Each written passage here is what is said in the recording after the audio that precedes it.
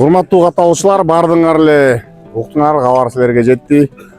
Бул тарыхый жеңиш, себеп дегенде эң акыркы күмүш 2013-жылы келген, алдагы жалгыз күмүш, азыр 2 күмүш келип турат.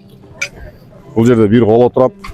Эң сүйүнткөнүбүзгө 2 күмүш, экинчиси информатикадан да коло медаль келгени. Кудайым буйруса, эми дүйнөлүк олимпиададан алтын медаль алабыз деген ишеничтебиз.